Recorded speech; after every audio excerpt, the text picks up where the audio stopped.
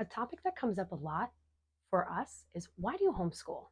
Why did you make that family decision? And it was a very big family decision. My son had originally been going to Catholic school. My daughter went to the public school so she could get all the special services.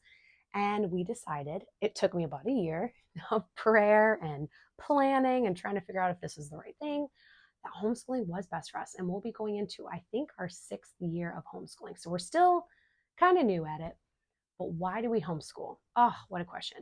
This was a family decision to bring us back together. My son was going off to Catholic school, like I said, and he would come home from school and we would kind of talk about his day. And he didn't really know his sister, his, little siblings at the time. And everybody was just disjointed. It was just, everybody was going in different directions. And we didn't like it. We didn't like the feeling of sending, and they didn't know each other. They didn't really know how to interact with each other, how to play together.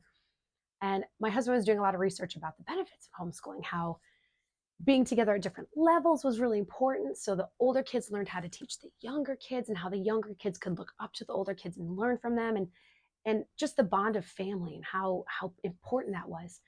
So we looked around and we found other homeschool families nearby. We found clubs that we could join, a possible co-op in the future. And it was just like, okay, let's try it. Let's jump in. So we found a program. So I wasn't creating all the lesson plans. That would be tricky. So I have lesson plans come to me.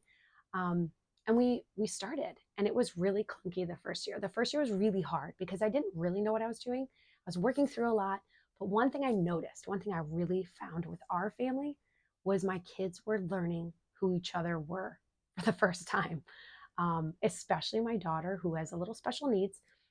She has cognitive delay. She's got a severe speech delay and all these things. And my kids were learning who she was, and they were learning how to interact with her and how to play with her. And they were incredible. All of them were incredible. We have 5 kids now homeschooling. And yeah, it's hard. Days are tricky. It's a lot of work, but the benefits of us being together and me knowing who my kids are and helping to foster their questions. My son, who is just smart as a whip, can go. He can continue on school and he doesn't have to be held back. And my daughter, who needs more time, I can just stop. I can pause and just be where she is and help her through what she needs versus pushing her through. And for us, that made so much sense. And we met so many families. I mean, we are part of a homeschool club with over 100 kids involved. And we just did a play, a musical with over 120 kids involved in the play and the musical. What a gift. So I'm not saying it's for everyone, but at the same time, I think everyone should consider it. I think everyone really should consider it. And if you say to yourself, I'm not qualified to teach my children, or I don't have enough patience to teach my kids, meet me. I am the perfect example of, I'm probably not the smartest person to be teaching my kids. I hope they learn more than me. I hope and pray they go far beyond what I know. That's my goal. And I'm not the most patient person. My husband will tell you that. I guarantee you, God will give you the grace that you need. Of course, none of us are qualified to be the full teachers for our children, but God gives us the grace to do it. So I ask each person, pray about it, consider it, at least ask God, is this something I should be thinking about? Because it's a big undertaking. It might mean only having one family income. I know that's hard. So this is on you and God trying to figure this out, you and your spouse and God praying through.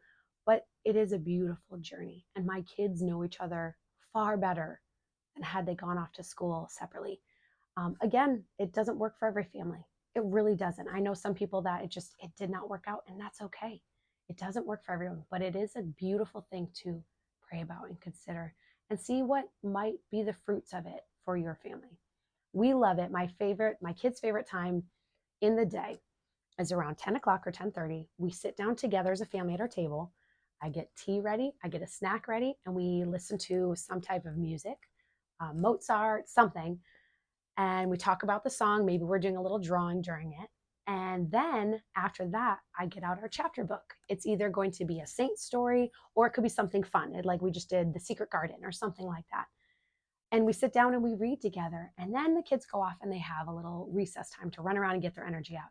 And it's their favorite time. They constantly are asking, is it tea time yet? Is it tea time yet? So I know that that's a really sacred, special time for our family, and we love it. So finding those little spots where your family can bond together is just, it's wonderful. So consider it.